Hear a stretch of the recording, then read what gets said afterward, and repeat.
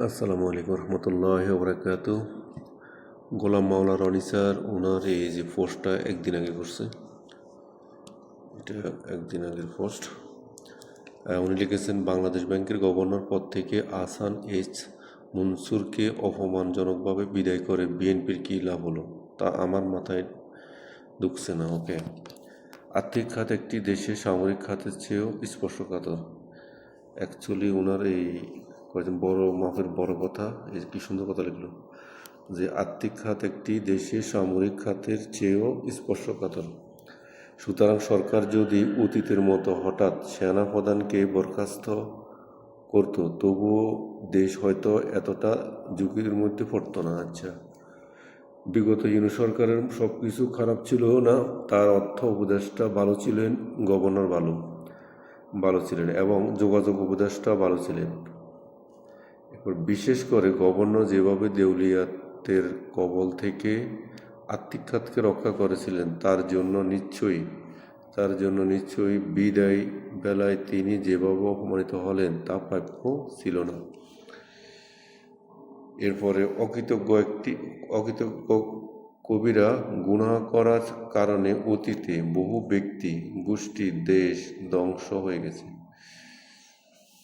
যাক, ওনার কথাগুলো খুব ভালো লাগলো। এই যে মানুষটা উনি আমাদের আসলে রিয়েল হিরো। ওকে, যাক। আর এখানে দেখেন ওনার এই কমেন্টস, ওনার এই পোস্টার, কি বলে এটারে, প্রায় প্রায় এই যে এখানে 88K লাইক করছে, 32K স্যাড।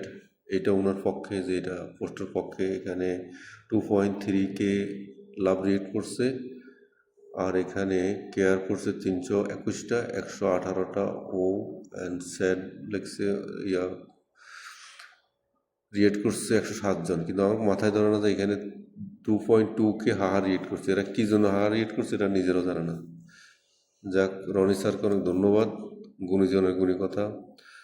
তো এখানে একটা কমেন্টস পড়তেছি, এখানে লেখা আছে, অনেক দিন পর কিছু সত্য সাহসী কথা বললেন। এখানে একজন লিখছেন, এটা অনেক দিন পর কিছু সত্য সাহসী কথা বললেন। আসলে যে কথাগুলো দেশের পক্ষে, এগুলো সবাই সাপোর্ট করবে। সরি। আর এখানে লিখছে একজন, মাঝে মধ্যে আপনি খুবই ভালো কথা বলেন, দেশপ্রেম মারাত্মক লেভেলে থাকে। রাজাকাল্লা খাই। এই মেসেজটা পরে দেখেন কত সুন্দর লিখলো। আর এখানে যে ভালো মানুষের ইতিহাস কালের কণ্ঠে প্রকাশ হয়েছে। এখানে আরেকজন লিখছে, প্ল্যান বাস্তবায়ন হচ্ছে, খাল নদী কাটা হচ্ছে, দেশের কল্যাণ বয়ে আসবে আশাবাদী। এরপরে আরও অনেকগুলো কমেন্টস আছে, যাক অনেক অনেক ধন্যবাদ এটা ভালো একটা কমেন্টস করার জন্য। Thank you very much. সালামু আলাইকুম।